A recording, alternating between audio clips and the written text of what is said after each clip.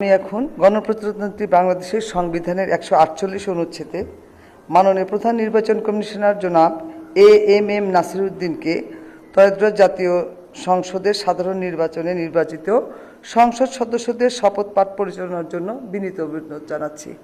মাননীয় প্রধান নির্বাচন কমিশনার জনাব এএমএম নাসির উদ্দিন।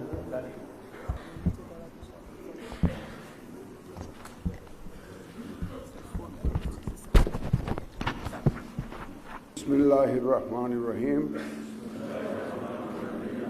ত্রয়োদশ জাতীয় সংসদের সাধারণ নির্বাচনে নির্বাচিত মাননীয় সদস্যবৃন্দ, আসসালামু আলাইকুম।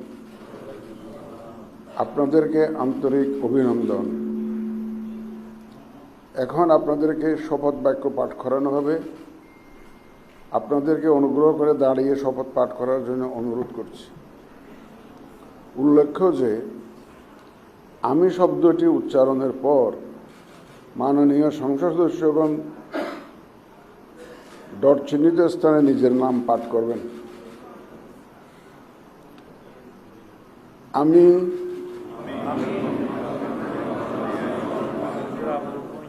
সংসদ সদস্য নির্বাচিত হইয়া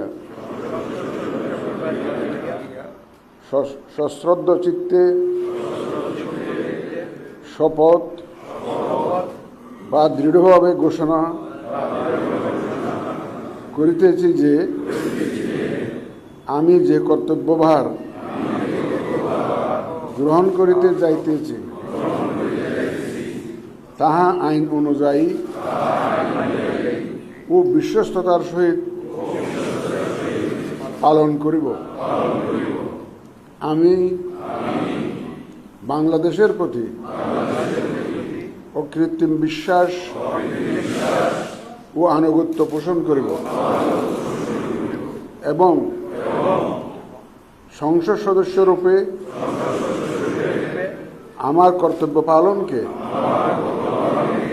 ব্যক্তিগত স্বার্থের দ্বারা প্রভাবিত হইতে দিব না। ধন্যবাদ আপনাদের সবাই।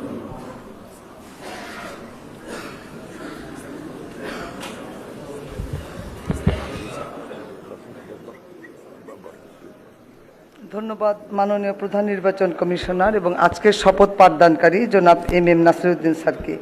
এই পর্যায়ে মাননীয় সংসদ সদস্যগণকে অনুরোধ করছি শপথপত্রে নির্ধারিত স্থানে নিজ নির্বাচনী এলাকা উল্লেখপূর্বক তারিখ সহ আপনারা স্বাক্ষর দান করবেন।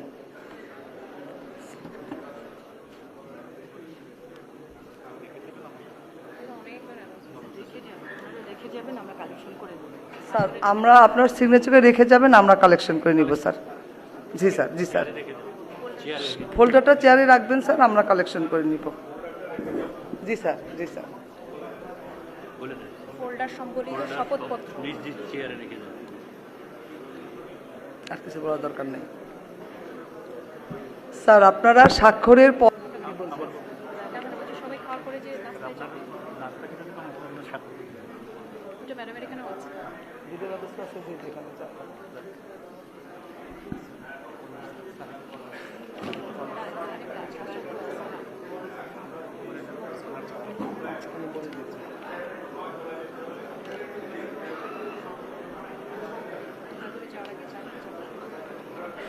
মাননীয় সদস্যবৃন্দ, আশা করছি আপনাদের সকলের সিগনেচার শেষ হয়ে গেছে।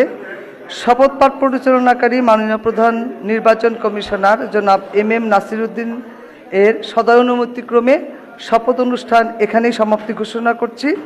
এবং এখন মাননীয় সদস্যবৃন্দ, আমাদের 3 তলা একটা চা চক্রের আয়োজন আছে, সেখানে যাবেন এবং আমার রুমে স্বাক্ষরিত রেজিস্টার স্বাক্ষর করা হবে, ওখানেও যেতে পারেন। এটা আপনাদের নির্দিষ্ট ইচ্ছা।